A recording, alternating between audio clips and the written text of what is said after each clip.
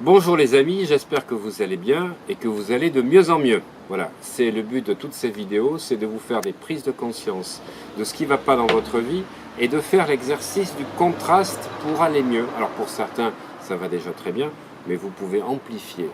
Parce que un des buts de la loi d'attraction, une des compréhensions et un des buts que j'ai moi quand je fais des vidéos sur la loi d'attraction, c'est pour vous dire que le baromètre intérieur, c'est la sensation que vous avez par rapport à un domaine.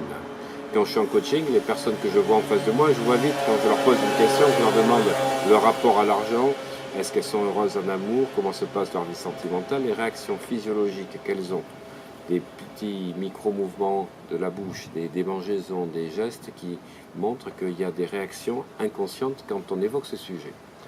Donc la loi d'attraction, qui est basée sur le fait que vous attirez dans votre vie ce que vous vibrez. Einstein disait lui-même que nos pensées étaient des forces et que ces forces allaient rencontrer d'autres choses qui sont également des fréquences, car tout est fréquence. Eh bien les fréquences, elles ne sont pas ce que vous émettez quand vous pensez à un sujet, c'est ce que vous émettez du matin au soir. C'est-à-dire à la fois vos vibrations physiques de santé ou de fatigue, vos vibrations émotionnelles d'être bien ou pas bien, et vos vibrations mentales.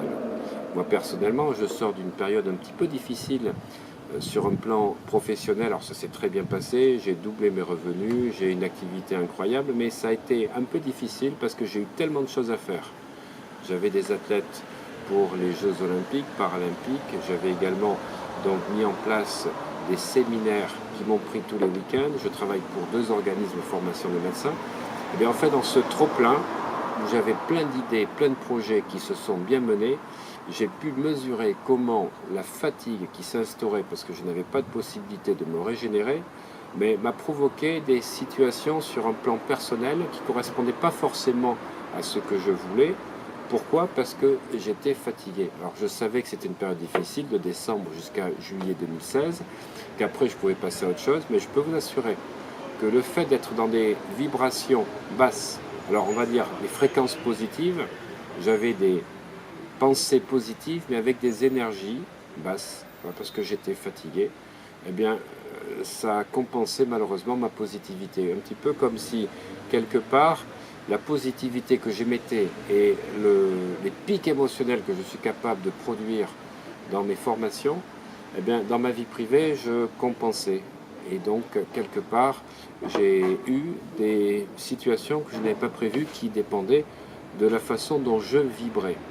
Donc, j'insiste toujours sur la vibration. La vibration, elle est à la fois physique, émotionnelle, mentale, spirituelle. Et je vous donnerai dans une prochaine vidéo des conseils d'un livre extraordinaire, mais là je vous laisse d'abord sur cette vidéo avant de vous en parler. Les 4 alignements des 4 corps physiques, mental, émotionnel et spirituel sont importants et il faut vraiment faire attention quand on veut passer à un autre niveau à avoir une énergie et une vibration haute. Autrement dit, quand vous n'êtes pas dans une vibration haute, ne vous lancez pas dans un autre projet. Ne cherchez pas à rencontrer un partenaire quand vous êtes dans une vibration basse, parce que vous attirerez par la loi d'attraction des partenaires qui sont sur cette même vibration basse. Autrement dit, puisque là on va parler de la loi d'attraction pour avoir une vie sentimentale qui vous convienne, si vous venez d'arrêter avec un partenaire, si vous êtes dans une phase où vous avez du mal à vous remettre d'un échec professionnel ou sentimental, ne vous mettez pas en quête de rencontrer un partenaire car il serait branché sur les vibrations que vous avez. Autrement dit, il faut que vous allez mieux pour pouvoir vous mettre dans ce projet. Alors des fois, partez en vacances, lâchez tout, prenez du bon temps, mais ne restez pas dans ces vibrations parce que vous attirerez des personnes en relation avec vos vibrations. Et souvent, les gens ne le comprennent pas. Ils sortent d'une relation sentimentale, ils ne peuvent pas rester seuls et ce qu'ils veulent, c'est vite rencontrer quelqu'un pour ne pas être seul ou remplir un vide, mais ils vont remplir un vide avec les fréquences branchées sur ce qu'ils émettent. Autrement dit, ils ne rencontreront pas les personnes qui vont les monter et qui vont leur permettre de vivre des choses extraordinaires, mais surtout, ils ne vont pas pouvoir rencontrer le compagnon vraiment idéal. Donc déjà, c'est avant toute chose d'être dans une période de votre vie où vous êtes bien, ou de nettoyer, de solder tout ce qui est en cours dans votre vie avant de vouloir vous mettre en quête, de rencontrer la personne qui vous convient. Alors, dans un certain nombre de livres, on parle de loi d'attraction et de partenaire en insistant sur les caractéristiques que vous attendez chez le partenaire, l'homme ou la femme. Voilà. Dernièrement, chez une amie, dans sa chambre, il y avait 87 caractéristiques qu'elle attendait. Moi, chaque fois qu'il y a trop de caractéristiques, je dis, mais la personne elle est trop exigeante. Est-ce qu'on a envie de vivre avec une personne qui attend ça de l'autre? Autrement dit, plus vous rentrez dans une attente de ce que l'autre doit avoir, plus il faut se poser la question, est-ce que c'est quelque chose que vous incarnez vous-même, ou est-ce que c'est quelque chose que vous voulez que l'autre remplisse? Et ça, la question est fondamentale, parce que si vous attendez que la personne ait telle qualité, et que vous ne l'avez pas vous-même, ces qualités, comment voulez-vous que le partenaire puisse vibrer avec des qualités que vous n'avez pas, c'est-à-dire des opposés ou des choses qui ne sont pas présentes? Et là, Esther et Jerry X, dans leur livre Le Vortex, ont bien expliqué, il faut que vous incarniez vous-même, que vous vibriez vous-même exactement ce que vous attendez de l'autre.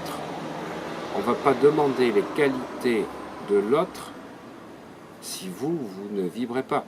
J'ai plein de copains, quand ils viennent me voir pour faire des séances de coaching, qui me disent, voilà, j'ai besoin de rencontrer et que tu me fasses sauter mes blocages. J'ai rencontré une fille extraordinaire, elle est pleine de vie, elle est pétulante, elle est optimiste, etc.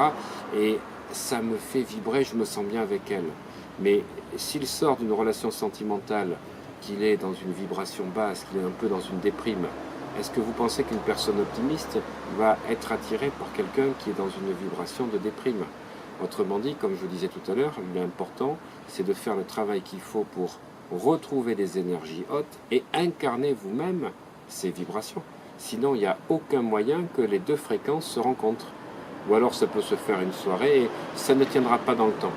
Donc, incarnez déjà les qualités que vous voulez chez l'autre.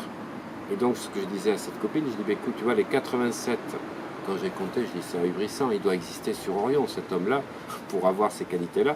Ben, c'est vous qui devez les vibrer et les incarner. Vous ne pourrez pas, de manière durable, attirer une personne et avoir une relation stable et durable si vous ne vibrez pas ce que vous attendez chez l'autre. Mais pour moi, la deuxième clé, et qui est encore plus importante, c'est pas d'être branché sur ce que l'autre en miroir doit vous apporter ou pas, c'est ce que la relation va vous apporter. Autrement dit, c'est de définir le type de relation que vous voulez vivre. Moi personnellement, c'est pas du tout une attente de vouloir faire un portrait robot de la personne idéale, mais c'est d'analyser exactement la relation idéale. Qu'est-ce qu'elle doit m'apporter sur un plan sentimental? Est-ce qu'elle doit être sensuelle? Est-ce qu'elle doit être sexuelle? Est-ce qu'elle doit être intellectuelle? Est-ce qu'il doit y avoir des sorties, des voyages, du plaisir? Est-ce qu'il doit y avoir des restos? Est-ce que c'est branché sur un projet sportif? Est-ce que c'est une découverte culturelle, visiter des musées? C'est ça que vous devez ressentir et découper dans votre mental, savoir exactement les séquences que vous voulez vivre, comment vous allez les vivre, à quelle intensité vous voulez les vivre, un petit peu comme si le partenaire était une silhouette fantôme. Vous pouvez voir un personnage fantôme qui n'a aucun trait particulier, mais dans lequel vous vous sentez bien, dans lequel vous allez visualiser tout ce que je viens de vous dire. Ce que vous repérez comme situation que vous voulez vivre, il faut l'imaginer en auto-hypnose ou dans vos visualisations, le faire avec un personnage fantôme, une silhouette qui peut avoir une couleur, mais pas de traits définis. Parce que quand vous allez vraiment ressentir en vous cette relation avec tout ce que cela vous apporte et que vous l'incarnez au plus profond de vous, alors là, oui, la loi d'attraction va vous attirer les partenaires que vous dégagez en vibration pour vivre ceci. Enfin, la troisième clé. La troisième clé, pour moi, c'est déjà d'incarner nos qualités. Parce que la loi d'attraction, on émet en permanence des fréquences, on reçoit des fréquences. Eh bien, au lieu de vouloir aller chercher chez l'autre des qualités que vous n'avez pas et que vous allez être basé sur une frustration, faites un listing, faites une liste de toutes les qualités que vous avez et le matin, avant de vous lever, vibrez les valeurs que vous avez, vibrez les qualités que vous avez et décidez de les faire vibrer dans votre champ d'information.